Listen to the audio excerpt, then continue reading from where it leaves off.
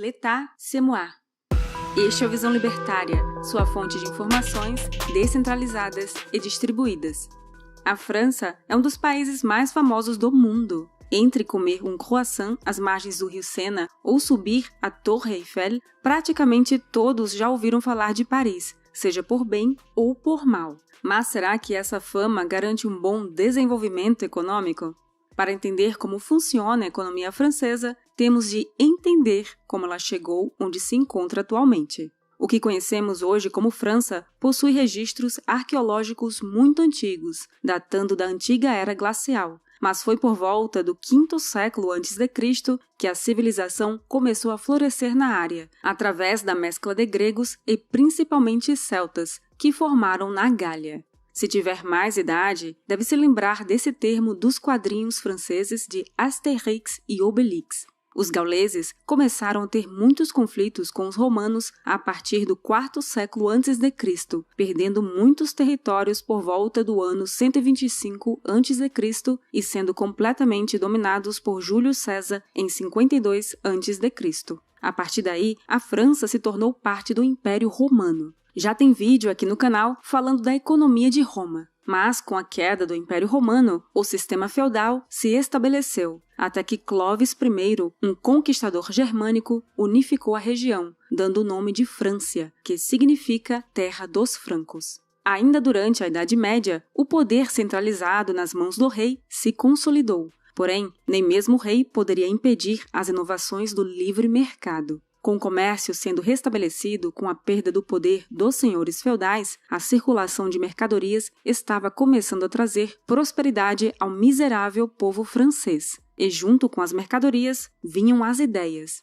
Durante o período renascentista, do século XV ao XVIII, muitas vezes lembrados pelas diversas guerras entre a França com a Inglaterra ou a Itália, houve uma considerável melhora na qualidade de vida dos franceses, pois agora eles podiam comercializar entre cidades sem precisar da aprovação do senhor feudal. De fato, a França se tornou o reino mais populoso de toda a Europa, tanto que o francês se tornou a língua mais culta. Muitos nobres aprendiam francês e até em escolas aqui no Brasil era muito mais comum o ensino de francês do que inglês. Nesse período chamado de absolutismo, todo o poder estava tão concentrado nas mãos do rei, de forma que o próprio se via como o escolhido de Deus e que seu poder era um direito natural a ele concedido. Tanto que o rei Luís XIV disse as famosas palavras «L'État, c'est moi», ou «O Estado sou eu». E, de fato, ele tinha razão. A sua vontade era a lei, e não havia ninguém para contestar seu poder.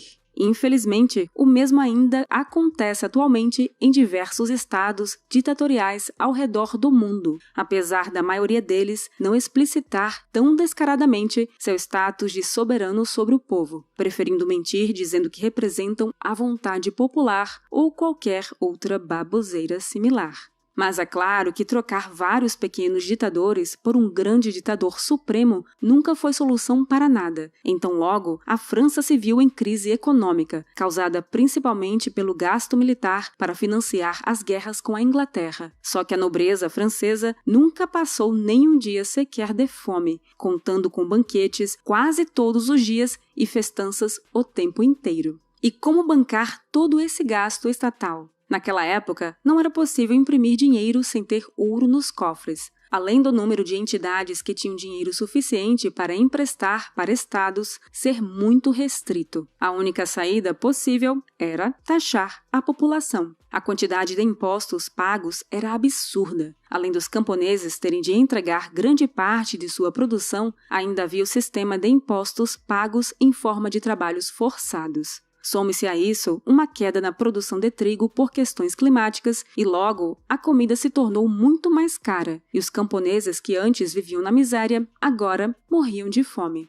Logo, a situação ficou insustentável, causando a famosa Revolução Francesa. Aqui não temos tempo para discutir todos os detalhes dessa revolução. Vamos apenas resumir dizendo que os franceses trocaram um rei absolutista por um imperador ditatorial, chamado Napoleão Bonaparte. Se quiser saber mais informações sobre a Revolução Francesa, dê uma olhada no vídeo sobre o tema no canal L de Liberdade. O link está na descrição. Napoleão era um gênio militar e um conquistador. Seu sistema militar se assemelhava muito mais a um livre mercado, onde quem se saísse melhor era promovido, ao invés do sistema feudal, onde a sua nobreza definia seu cargo no exército. Graças a essa inovação, ele conseguiu dominar grande parte da Europa. De certa forma, podemos dizer que a animosidade que muitos países europeus têm contra a França vem desde esse período napoleônico, tendo sido a raiz da Primeira Guerra Mundial e, consequentemente, da Segunda também. Após a Segunda Guerra, a França precisava se reerguer e, depois de largar o socialismo, nos anos 70, voltando para uma agenda mais liberal, a França conseguiu se estabelecer como uma das grandes economias desenvolvidas do mundo. Porém, nem tudo são flores. Uma coisa ficou bem clara durante a Revolução Francesa. Quando o povo francês se revolta, as cabeças vão rolar. Então, logo o socialismo voltou ao poder, e desde então a França foi marcada por diversos governos populistas que criaram uma das piores coisas que qualquer governo pode fazer, uma CLT. Veja bem, as leis trabalhistas francesas nem se comparam com a trobozonga que é a CLT brasileira. Importada diretamente da Itália fascista, nossa CLT garante o desemprego de milhões de brasileiros, mas, ainda assim, as leis trabalhistas francesas também contêm seus absurdos. Por exemplo, digamos que você seja dono de uma empresa multinacional e deseja abrir uma filial na França. Você aluga um local, compra equipamentos e contrata funcionários. Mas, digamos que a filial francesa não está dando tanto retorno como esperado, ou até mesmo prejuízo. Para poder demitir seus funcionários, a empresa precisa comprovar que está passando por má situação financeira global, não somente na França. Ou pelo menos era assim, até a reforma trabalhista em 2017, que deu mais liberdade para os empregados e empregadores para negociarem o contrato de trabalho.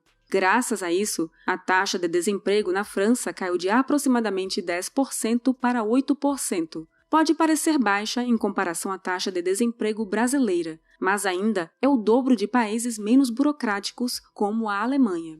Isso se deve, em parte, também por causa do assistencialismo francês. Para que se dar o trabalho de arrumar um emprego quando o Estado já ajuda, dando auxílios e bolsas a praticamente qualquer um, principalmente quando as empresas são altamente rigorosas para contratar, já que um funcionário ruim representa uma alta despesa por causa da abusiva lei trabalhista francesa. Aqui já vemos a diferença da França para os países nórdicos. Enquanto que ambos têm uma alta carga tributária, os países nórdicos tendem a incentivar o empreendedorismo por desburocratizar a formação de empresas. Os empresários franceses se veem de frente a uma muralha chamada leis trabalhistas. Por isso, é muito mais fácil viver apenas do assistencialismo governamental. E a situação apenas se agrava com o imenso número de imigrantes que são recebidos pela França todos os anos. Apesar de ser um país com leis trabalhistas fortes, em comparação a outros países da Europa, quando comparamos com a situação das ex-colônias francesas, de onde a maioria dos imigrantes vem,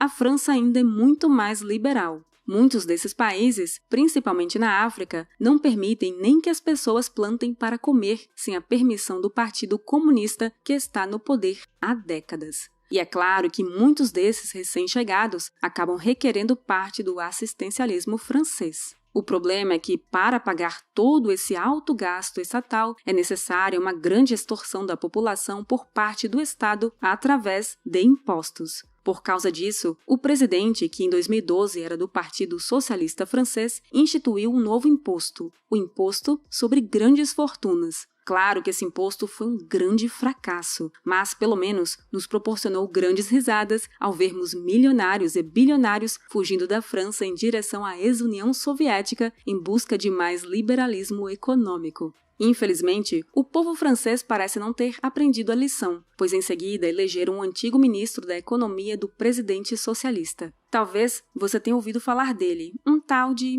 Emmanuel Macron, que alguns ainda dizem não ser socialista. Atualmente, a França está encurralada. O povo francês sabe muito bem que a falta de liberdade econômica está dificultando o empreendedorismo. Porém, não estão dispostos a abrir mão de seus direitos trabalhistas, como de trabalhar apenas 35 horas por semana, por exemplo. Por outro lado, querem um Estado cada vez mais assistencialista, que no final só vai retirar mais dinheiro da iniciativa privada. Mas então, por que a França não quebra ou deixa de ser um país desenvolvido? 2 fatores são preponderantes. Primeiro, o branding do país. Colocar Made in France em uma bolsa qualquer já faz com que ela seja vista como algo muito mais valioso. De fato, empresas no ramo da moda na França pegam centavos de dólares em couro e transformam em milhares de dólares com muita facilidade. O mesmo acontece para carros, maquiagens e perfumes, produtos de alto valor agregado no geral. Em segundo lugar, vem o turismo. Visitar Paris é o sonho de muitas pessoas ao redor do mundo. Se você for até lá, verá uma infinidade de turistas, principalmente chineses. O turismo é uma das maiores exportações francesas. Sei que isso pode parecer estranho, mas pense no sentido de para onde flui o dinheiro.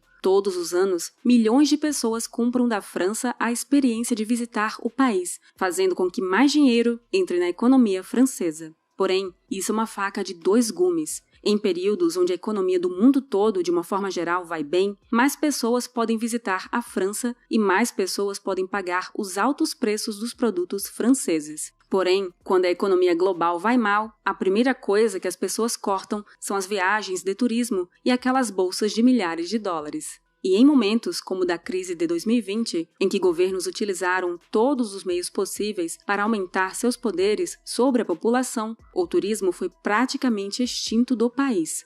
Por causa disso, o PIB francês caiu mais de 10% em 2020. A lição aqui é bem óbvia. Revolução violenta não gera mais liberdade e direitos trabalhistas apenas atrasam o crescimento de uma nação. De fato, atualmente a economia da França é, em termos bem franceses, pathétique.